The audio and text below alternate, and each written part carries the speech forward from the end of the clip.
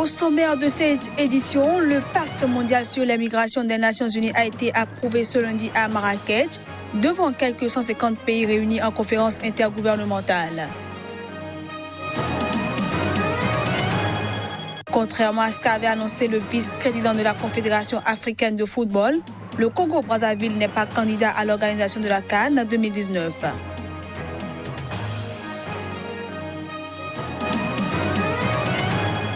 Et puis Riyad refuse d'extrader en Turquie des personnes suspectées d'être impliquées dans l'assassinat à Istanbul du journaliste saoudien Khashoggi.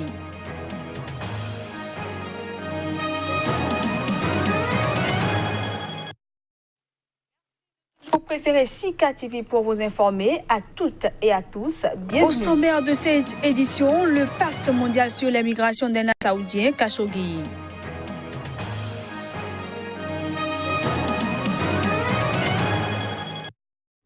Merci de toujours préférer Sika TV pour vous informer à toutes et à tous. Bienvenue. Des représentants de plus de 150 pays se sont réunis ce lundi à Marrakech au Maroc pour approuver le pacte mondial sur les migrations piloté par l'ONU. Un test qui polarise les critiques des nationalistes et des anti-migrations. Le pacte mondial sur les migrations de l'ONU adopté en juillet a été formellement approuvé ce lundi à Marrakech au Maroc, après la proclamation orale et le traditionnel coup de marteau devant quelques 150 pays réunis en conférence intergouvernementale. The compact is not a treaty. Moreover, it is not legally Le pacte n'est pas un traité. De plus, il n'est pas juridiquement contraignant. C'est un cadre de coopération internationale fondé sur un processus intergouvernemental de négociation en bonne phase qui réaffirme spécifiquement le principe de la souveraineté des États. Cet accord, qui doit désormais faire l'objet d'un ultime vote de ratification le 19 décembre à l'Assemblée générale des Nations Unies, vise à renforcer la coopération relative aux migrations internationales sous tous leurs aspects. D'environ 40 pages, le pacte sur les migrations respecte la souveraineté des États et les obligations que leur fait le droit international. Le pacte détaille 23 objectifs. Parmi eux, lutter contre les facteurs négatifs et les problèmes structurels qui poussent des personnes à quitter leur pays d'origine, sauver des vies, renforcer l'action transnationale face au trafic de migrants, ne recourir au placement en rétention administrative des migrants qu'en dernier ressort ou assurer l'accès des migrants aux services de base. Les signataires s'engagent aussi à créer une plateforme mondiale de connaissances qui servira de source publique de données en ligne sur les migrations ainsi qu'un réseau des Nations Unies consacré aux migrations confié à l'Organisation internationale pour les migrations. Par ailleurs, les défenseurs des droits de l'homme trouvent le pacte insuffisant, notamment sur l'accès des migrants à l'aide humanitaire et aux services de base ou sur les droits des travailleurs migrants. Ces détracteurs le voient comme un encouragement à un flux migratoire incontrôlé. Les autorités du Niger nourrissent des craintes pour le début de l'année 2019. Le ministre de la Défense a déclaré samedi redouter des attaques du groupe djihadiste Boko Haram contre les forces nigériennes. Kalla Moutari, ministre de la Défense du Niger, a fait l'annonce de possibles attentats début 2019 ayant pour cible les forces nigériennes. Dans l'objectif de canaliser ce potentiel danger, l'autorité souhaite former des forces spéciales contre les terroristes. Le ministre a rappelé la situation préoccupante au Nigeria voisin où des bases militaires ont été défaites récemment par Boko Haram. En effet, les combattants de ce groupe ont pu se ravitailler en matériel, un signe précurseur. Le Niger est donc appelé à se préparer à la riposte, surtout que la période visée correspond au début du retrait des eaux d'une rivière formant une frontière naturelle entre le Niger et le Nigeria et qui entrave les incursions des insurgés nigériens sur le sol nigérien. Le ministre a également estimé qu'une armée classique ne pourra peut-être pas venir à bout de Boko Haram et a annoncé que le Niger a décidé de faire former sur place ses forces spéciales par les armées de France, d'Italie et des États-Unis. Au cours de la dernière campagne que la force mixte multinationale a menée dans le lit du lac Tchad, 370 combattants de Boko Haram ont été tués et une centaine ont été arrêtés vivants. La région de Difa, qui compte 600 000 habitants, abrite plus de 300 000 réfugiés et déplacés en raison des attaques de Boko Haram, selon des ONG. Denis Mukwege fait de l'éradication du viol son cheval de bataille. Le médecin congolais, lauréat du prix Nobel de la paix, soutient que la lutte contre l'utilisation du viol comme arme de guerre doit commencer en temps de paix. Changement de mentalité sur les rapports hommes-femmes. C'est la clé d'une paix assurée pour la République démocratique du Congo. Pour y parvenir, la lutte contre l'utilisation du viol comme arme de guerre doit débuter en temps de paix. Le gynécologue congolais de 63 ans qui reçoit ce lundi à Oslo un Nobel récompensant les efforts en vue de mettre fin à l'emploi des violences sexuelles en tant qu'arme de guerre, estime que la violence qu'on voit dans les conflits armés est le prolongement des violences observées dans des sociétés pacifiées. L'homme qui répare les femmes a fondé en 1999 l'hôpital de Panzi dans l'est de la RDC en proie aux violences chroniques. En 2 décennies, son hôpital a traité plus de 50 000 victimes de violences sexuelles. Un long chemin reste à parcourir selon lui, même dans les pays les plus avancés en matière de parité. La solution, à ses yeux, requiert un travail de fond sur les mentalités dans le cadre de l'éducation scolaire et universitaire, au sein de la cellule familiale et au niveau judiciaire en luttant contre l'impunité. Denis Mukwege était en pleine opération le 5 octobre quand il a appris qu'il avait gagné le Nobel qui consiste en une médaille d'or, un diplôme et un chèque de 9 millions de couronnes suédoises qui équivalent à 872 000 €. Il le partage avec Nadia Mourad, elle aussi championne de la lutte contre les violences sexuelles, après avoir été réduite à l'esclavage sexuel par le groupe État islamique en Irak en 2014.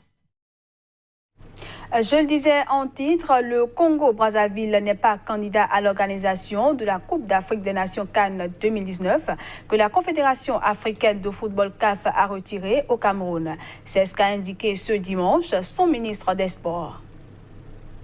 Nous sommes à 6 mois de l'organisation de la Coupe d'Afrique des Nations et il ne sera pas possible pour nous de l'organiser avec honneur et dignité. C'est plutôt le contraire. Le Congo-Brazzaville ne sera pas candidat.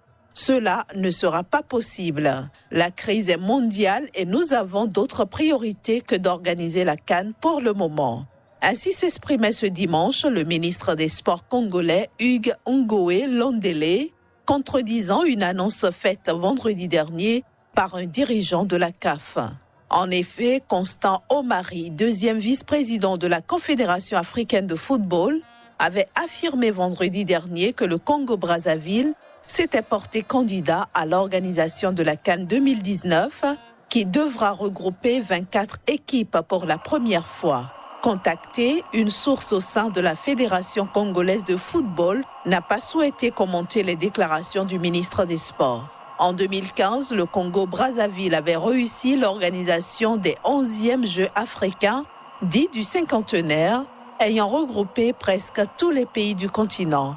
Pour rappel, après une récente inspection sécuritaire et une visite des infrastructures, stades et hébergements, la CAF a décidé de retirer l'organisation de la CAN 2019 au Cameroun, dont les préparatifs ont été jugés insuffisants.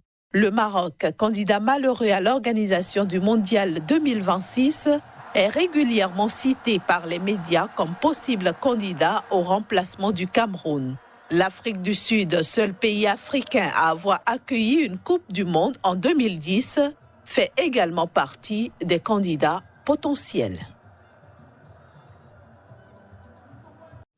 Allons à présent en France où le ministre des Affaires étrangères Jean-Yves Le Drian se dit inquiet pour la démocratie et les institutions françaises et ce, après 3 semaines de mobilisation des Gilets jaunes.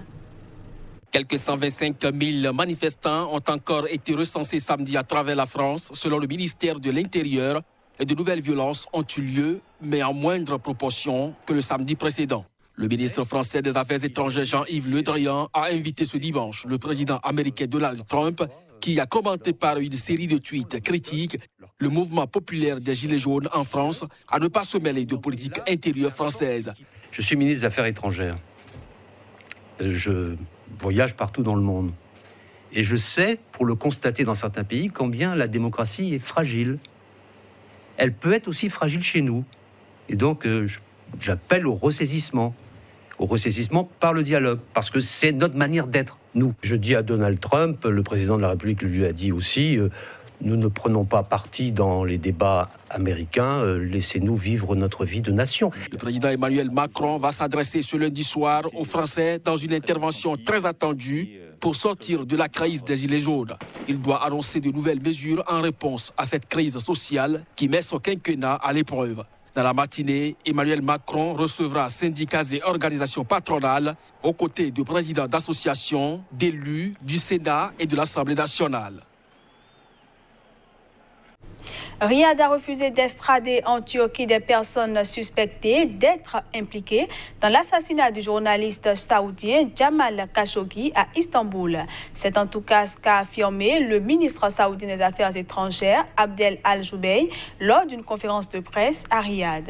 Riyad refuse d'extrader en Turquie Ahmed Al-Assiri et Saoud Al-Qahtani, deux proches du prince héritier d'Arabie Saoudite, Mohammed Ben Salman, suspectés d'être impliqués dans l'assassinat du journaliste saoudien Khashoggi à Istanbul, après une demande en ce sens d'Ankara.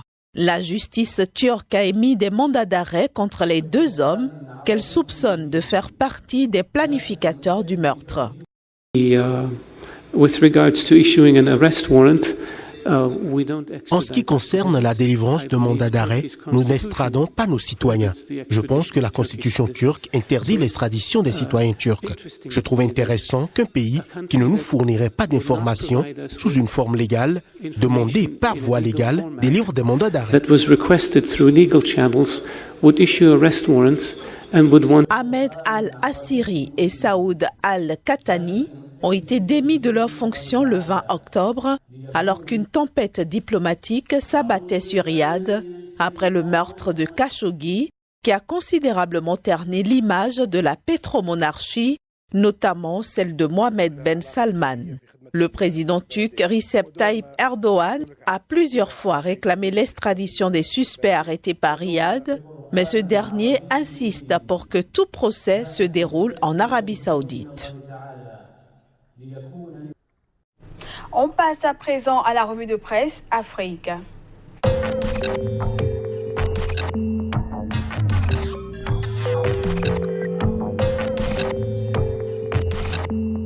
Bonjour à chacun et à tous. Merci de prendre le rendez-vous de la revue de presse Afrique sur Sika. Au Togo, les manifestations à l'appel de l'opposition depuis plus d'un an continuent de déteindre sur le climat sociopolitique. Le quotidien Liberté affiche en manchette « Samedi noir pour le Togo, au moins 4 morts dont un enfant de 11 ans par balle ». Jean-Pierre Fabre d'ajouter toujours en une du journal « Nous ne comprenons pas le mutisme de la CEDEAO ». Togo Matin affiche un autre bilan, décès de 2 jeunes manifestants, le gouvernement assure, les auteurs de ces actes répréhensibles répondront de leurs actes. Toujours à la une de Togo Matin, phase pilote du MIFA à Kovié, Fort Yassingbe soutient les producteurs togolais. Au Cameroun, Intégration fait mention du pourrissement de la crise entre les régions anglophones et l'État central. Crise anglophone au Cameroun, la déflagration, titre Le Quotidien. L'élimination du pays de l'Organisation de la Coupe d'Afrique des Nations est en manchette de l'essentiel. Retrait de la CAN 2019, le procès des vrais et faux coupables. La course à la tête de la FECAFOOT est en titre du quotidien Le Jour. Joseph-Antoine Bell, ancien gardien des Lions indomptables, s'exprime. Les footballeurs sont ensemble. En Côte d'Ivoire, Fraternité Matin parle d'électrification rurale quand Koulibaly met sous tension 60 villages de Tonki. Retour sur les élections municipales d'octobre dernier avec le sursaut qui titre « Exclusif, gros scandale ». À la CEI, 6 membres au cœur de la magouille, comment ils ont fabriqué des PV. La course à la présidentielle de 2020 est à retrouver en une du quotidien L'Intelligent avec Afoussiata Lamine Bomba qui déclare « Soro va être candidat, ça ne fait même pas l'ombre d'un doute ». Politique toujours, cette fois-ci au Sénégal, Sud Quotidien de titrer Présidentielle 2019, dispositif de vérification des parrainages, les 7 sages repêchent l'opposition.